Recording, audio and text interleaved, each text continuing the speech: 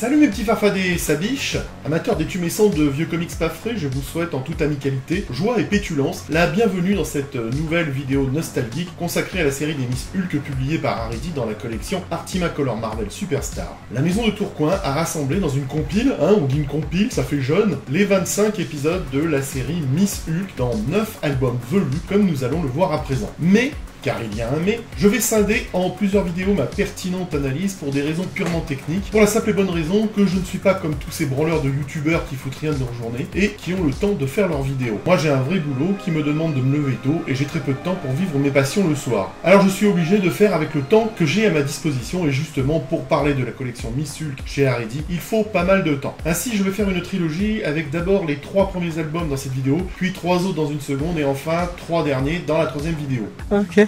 Merci de votre compréhension. Et sans plus tarder, partons à l'exploration de notre cher passé, et ça se passe tout de suite après le générique.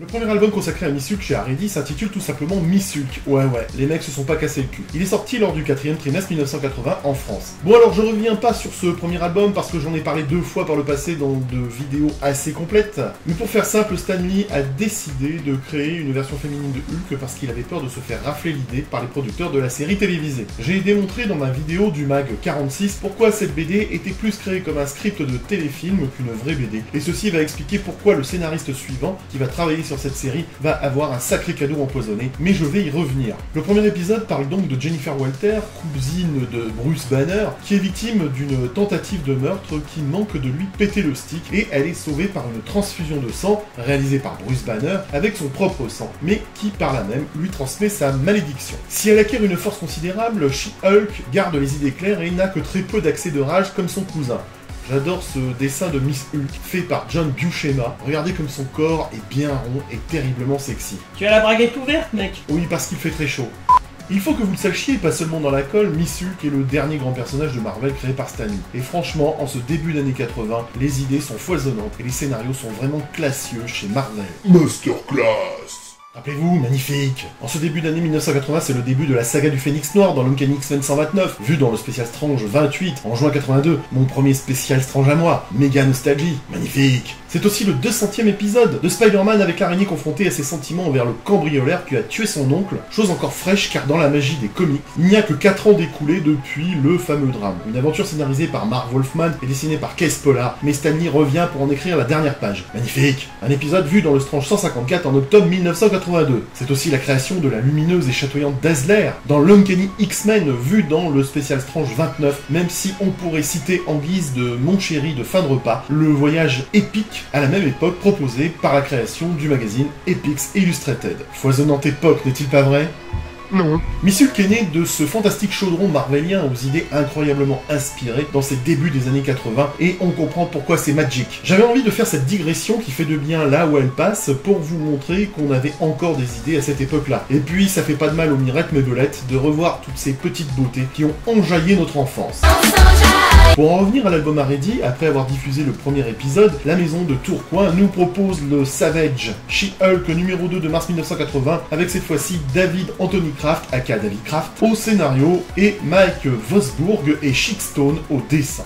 Si le premier épisode de cette série avait des créateurs plus que méga connus en la personne de Stan Lee et John Buscema, dès ce numéro 2, une nouvelle équipe créative prend le relais. Mais à vrai dire, David Anthony Kraft hérite d'un cadeau empoisonné. Parce qu'à cette époque, beaucoup de fans ont carrément rejeté l'idée d'un personnage de She-Hulk, en grande partie à cause du fait que les personnages féminins dérivés de ceux existants n'étaient pas très populaires auprès des fans. Et ce pauvre Kraft a dû travailler sur un personnage peu pris au sérieux, hérité d'une simple histoire d'origine de Stan Lee. Et alors, pression ou pas comme dans les bars, en tout cas pour le pauvre Kraft qui a bien dû sentir le lait envahir les Choc-A-Pix qu'il avait dans le slip, il est très clair que les récits qu'il raconte ne sont pas très bons. Ils sont lents, chiants, au point qu'il pourrait faire passer un épisode de Louis la Brocante pour du Michael Bay. Ah ouais, quand même. C'est d'ailleurs triste de se dire que c'est sous Roger Stern, puis John Byrne, que She-Hulk deviendra finalement un personnage crédible et agréable. Miss Hulk a permis de reconnaître les bons et les mauvais scénaristes, c'est indéniable.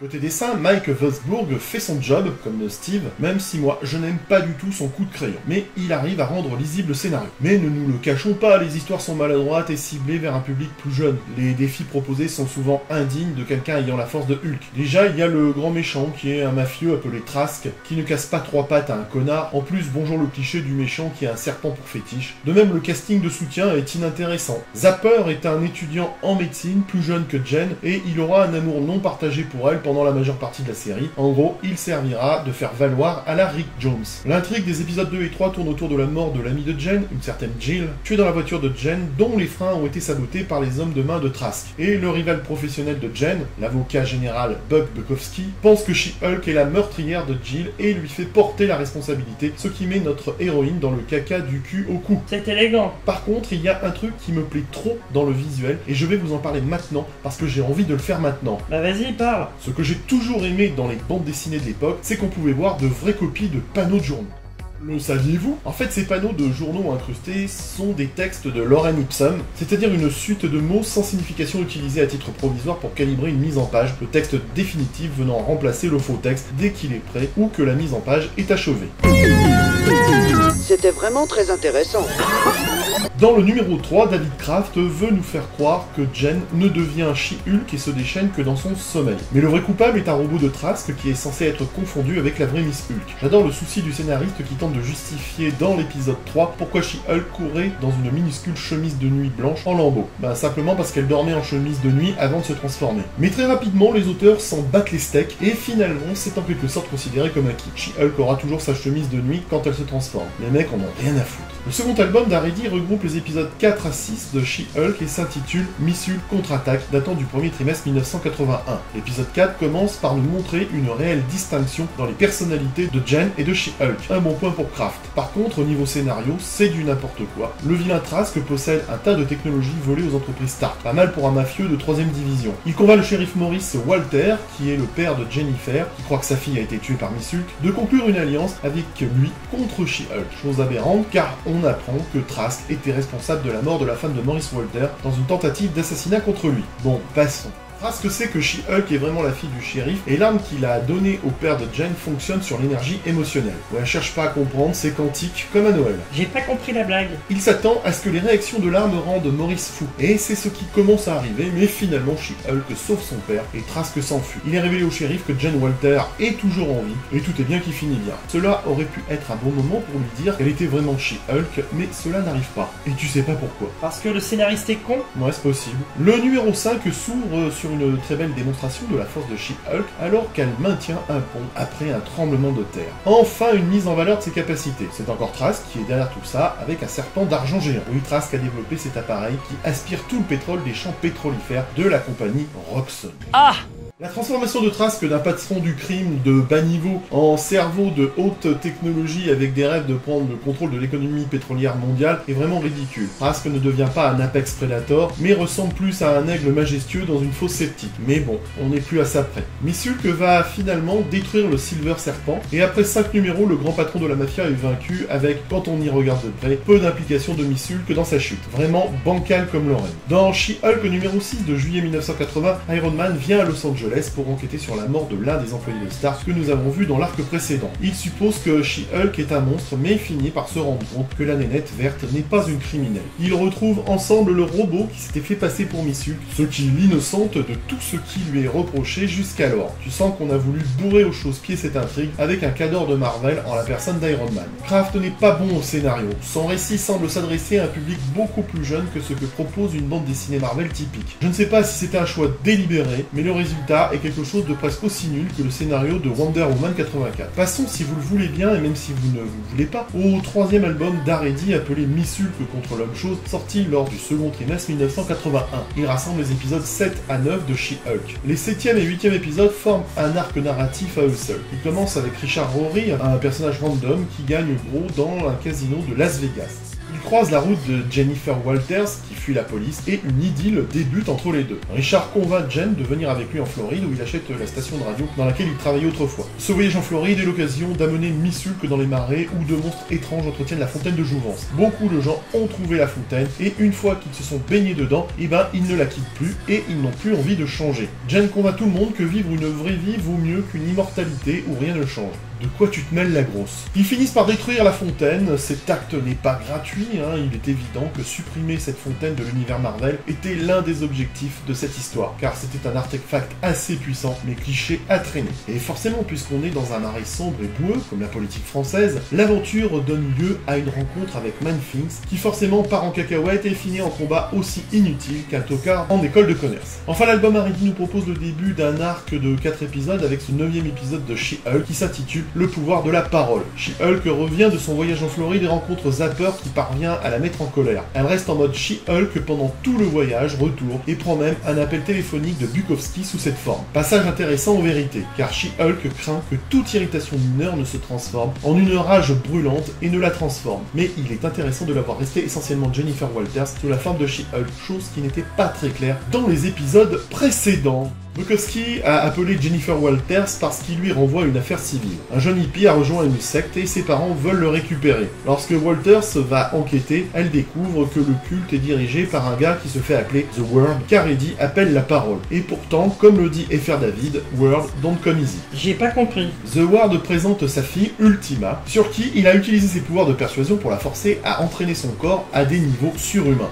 Rapidement, Walters essaie de faire partir l'ancien hippie, mais elle est attaquée par Ultima, qui en fait sort avec le garçon, et légèrement contrariée, Jen se transforme en She-Hulk. Mais maligne qu'elle est, avant l'altercation, elle a réussi à faire signer au hippie un papier disant qu'il est au camp contre son gré. Pendant ce temps, Zapper s'enquère des résultats d'un test qu'il a demandé à ses collègues de l'école de médecine sur le sang de She-Hulk. Petite surprise, le scientifique qui fait l'analyse n'est autre que Michael Morbius, le roi du morbier. Ce dernier demande à qui appartient le sang, mais Zapper refuse de lui dire. C'est alors que Morbius, le roi du morbier, lui dit que la personne à qui appartient ce sang va avoir de gros problèmes. Il s'agit d'une maladie dégénérative, et si les ruptures cellulaires ne sont pas arrêtées bientôt, l'ami de Zapper va mourir.